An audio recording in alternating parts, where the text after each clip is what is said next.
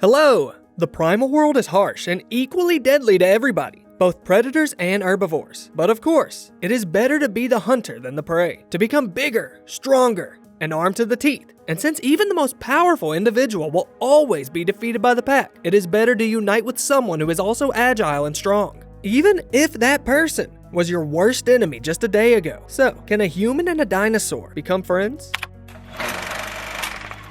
A sturdy Neanderthal patiently waits for the fish to swim by to pierce it with his spear. But soon it turns out that he too is hunted. A huge crocodile was waiting for him in an ambush. In a quick jump, the man escapes the predator. The primal man heads back and sees the familiar smoke of a campfire in the distance. After sheltering his prey from the pterodactyl, along the way he discovers the tracks of predatory lizards that have made it to camp before him. He rushes forward screaming, throwing away his hard-earned dinner, but he is not destined to make it in time.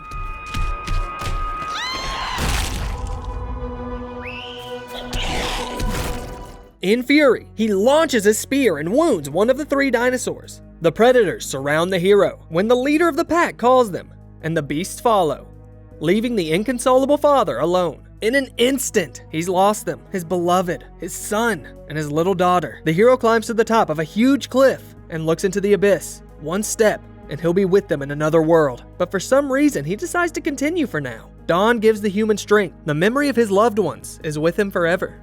Another thing that'll stay with him forever is the rage towards the toothy monsters that mauled his family. The next day, he sees one and chases it through the jungle. Payback is near. But when he raises his spear, he sees that he's mistaken. Before him stands the mother of two young babies, guarding them from danger, just as he once did. Emotions overwhelm the man, but the moment is interrupted by the actual killers, who have come for new prey. The hero engages in combat at the side of the mother dinosaur. He takes the life of one of the predators with a spear and a cobblestone, and his new ally takes out the second. The babies thank the human for his help, except that the leader of the pack is close by. He tosses the mother aside and swallows her offspring in an instant. A shared hatred binds the human and dinosaur, and after mounting his ally, the hero thrusts his spear straight into the giant predator's brain. The Neanderthal has avenged his family and leaves. But the grateful Fang catches up with him. The two lone wolves begin their journey. They hunt together, yet having two mouths to feed causes competition. Plus, the loud snoring of the reptile keeps the human awake. At night, he recalls showing his little one shadow theater in the light of the fire.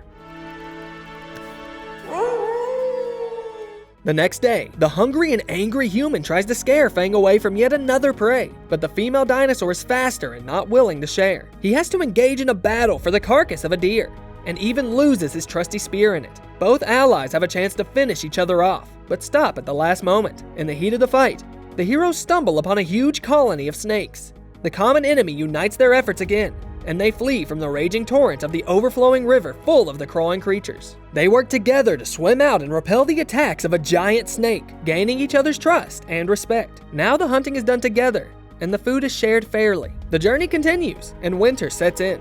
A herd of mammoths walk through the blizzard, and the oldest of them lags behind and is ambushed by human and Fang. The powerful creature resists, but is eventually defeated, and the human finishes it off, though he hesitates, noticing the fear in the mastodon's eyes. Filled with respect, he takes the fur and meat, as well as the animal's only tusk with him. The stiffened heroes find a cave to spend the night. Meanwhile, the herd of the old mammoth finds its body mauled by wolves. Having driven away the scavengers, they surround the elder and begin to mourn.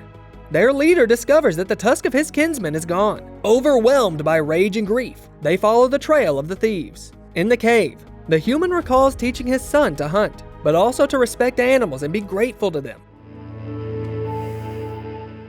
The mammoths find the protagonists and chase them out of their shelter, after which they quickly knock out Fang. The cornered, wounded human waves the tusk wildly and suddenly realizes that the animals have only come to take it back. The hero gives up the tusk, and the furry giants take him to the cemetery, where they bid farewell to their brother with the last ritual dance.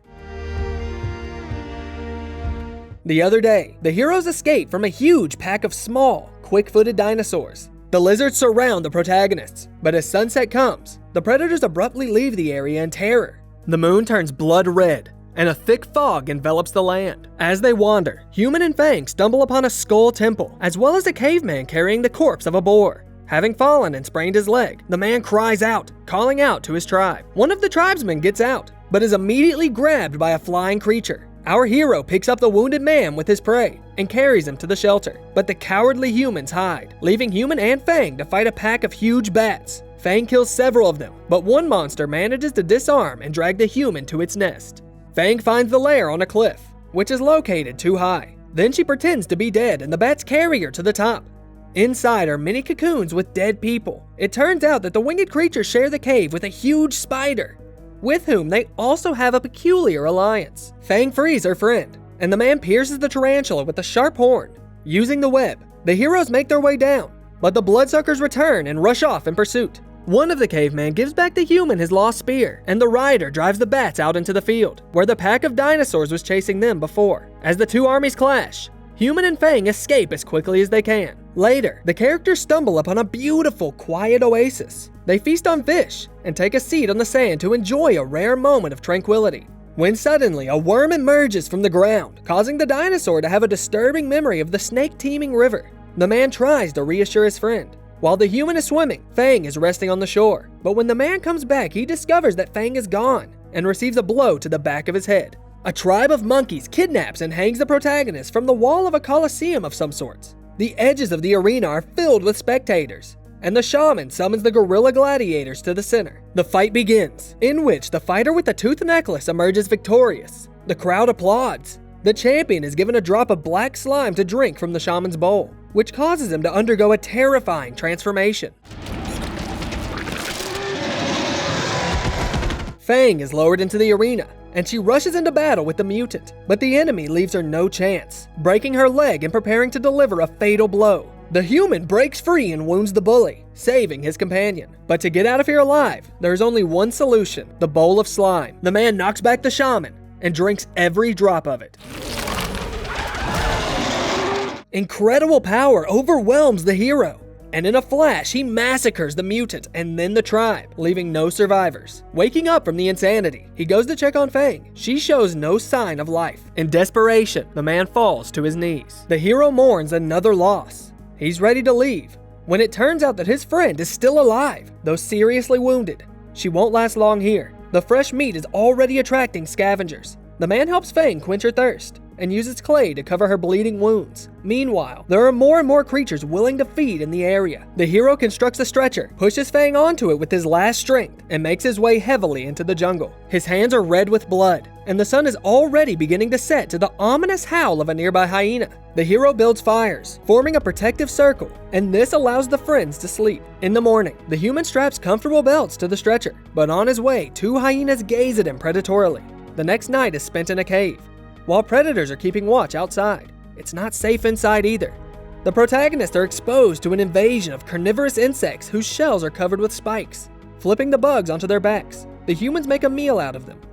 A slightly recovered Fang watches his friend's efforts with gratitude. The next morning, Fang tries to get up to avoid being a burden. She needs more time to get stronger. The man arms himself with knuckles made from insect shells and goes out to fight the hordes of dogs. And soon, Fang joins his friend to turn the surviving ones to flee. Another day, a herd of Tyrannosaurus are peacefully spending time in the woods. Suddenly, a sick lizard approaches one of them. Soon, he too becomes infected and loses control over himself. The large dinosaur attacks its kin, killing them one by one. Man and Fang discover the scene of the massacre. Fang smells a suspicious odor, and the culprit rises behind the heroes. They dash off, scurrying and hiding between the trees. The pair drive down the slope into a ravine, and their clumsy pursuer falls to the bottom of the canyon. The tired protagonist stops to rest in a crevice, and in his sleep, Human has a nightmare in which the infected monster bites him and Fang. Their flesh rapidly decomposes afterwards. He awakens in terror and hurries to leave the ravine. Fang does not like the plan, but Human convinces her to move on. They descend and almost manage to leave the monster behind, when suddenly it rises again and attacks. The long-necked monster causes a rock fall and almost grabs the human, but gets stuck in a narrow passage. The friends move on through the mouth of a dormant volcano, which burns them with sparks from small craters. The zombie giant breaks free and rushes forward, destroying the ground beneath its feet and falling into boiling lava. The scorched monster remains determined to kill our protagonists, but sinks under the weight of its body. Fascinated, Human watches as the sickly giant, enveloped in flames, regains peace and turns to ashes. Human and Fang move on and notice bright green flames in the distance. As they get closer, they see a circle of witches burning a caveman at the stake. With a shout, they summon a mysterious figure riding a pterodactyl. The head witch approaches the fire and begins her ritual. Having turned into a demoness, she draws the man's life force and creates a child, which she gives to her minions. Pterodactyl notices Human and Fang and alerts the coven with a scream. The heroes hide, but quickly lose each other in the darkness. The little witch finds Fang and bends him to her will with a spell, while the man is hung over an exhausted bonfire. The next morning, Fang comes out to him with a new rider.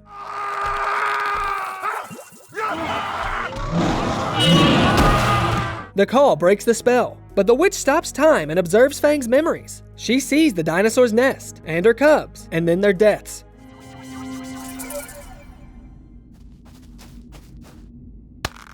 Now it's the human's turn. The sorceress arrives at the hero's cave and watches him help deliver the baby. With pain, she watches the fate of the father who had lost his family. The woman returns to her hut, where she recalls the little girl given to her after the ritual. They play in a flower field when the idol is shattered by a piercing scream. The little girl had fallen off the cliff, leaving the witch with eternal grief in her soul. When it comes time for the ritual to be performed on the human, the witch betrays her tribe and kills the pterodactyl, ordering Fang to free his friend and flee with him into the jungle. The head witch transforms into a wolf and confronts the other witch in the form of a raven. She stops resisting and accepts death, freeing Fang from the spell. In the afterlife, the woman embraces her daughter in a flower field. On another night, a saber-toothed tiger searches for prey, but gets attacked itself from the darkness. Human and Fang are nearby, hear the noise, and discover a mutilated corpse. Fang responds oddly to the scent, and the human is puzzled as well. They continue on their way, and as night falls, the unknown creature attacks again, this time targeting Triceratops. The protagonists hear the cries of the dinosaurs being torn apart one by one. The man rushes into battle, but Fang manages to stop his friend in time. In the morning, the protagonists hunt, but they sense deadly danger everywhere. They walk as far away as possible from yesterday's massacre, continuing to look around anxiously, and yet the roar of the monster reaches them in the night. They hide in the mist, but the eerie shadow catches up with them and attacks, crushing tree trunks. The friends try to confuse the monster by shouting, but its retaliatory howl again chills them to their bones. Human grabs his spear and swings it in despair, accidentally striking out a spark that stops the shadow. With the next spark, he sets the grass on fire, putting the beast to flight. Having found the enemy's weakness, the heroes chase and catch it in a fiery trap. The devourer with huge paws and claws reveals his appearance, burning alive. His terror has come to an end. During their next fishing trip, the protagonists suddenly stumble upon a woman of the Homo sapien species. She rushes into the woods in fear, but the man catches up with her.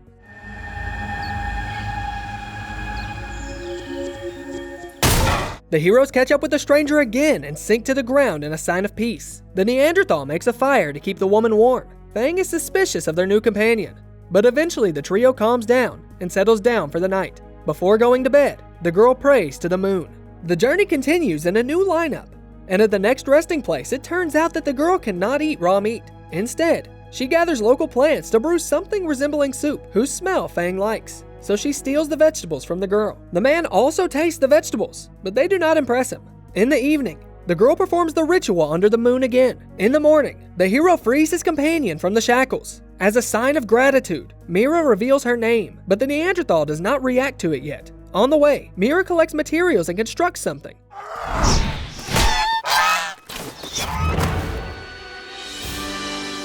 The Neanderthal appreciates the skills of his companion and the taste of the prey. Mira tells her story. Her people were enslaved by a tribe bearing the scorpion sign, and she was the only one who escaped. They left their mark on the back of her head. The adventure continues, and Fang trusts the new team member to climb on her back to swim across a deep river. The dinosaur is not so eager to climb the mountain though, so Mira uses food baits to lure the reptile up into the cave. At night, Mira prays to the moon again and tells her intrigued companion about her religion. But soon, the heroes are awakened by an attack from the Pithecanthropes, who grab Mira and take her away to an unknown destination. They follow on the heels of the kidnappers, but only discover their bodies strewn with arrows. The friends come out to the coast, where they see a ship with the scorpion's mark on its sails, sailing over the horizon. As always, look for the name of the series in the video description. In the meantime, let us know in the comments. Do you believe Mira's story, or is there something fishy about her? And don't forget to like the video and subscribe to the channel so that more awesome stories come out as often as possible.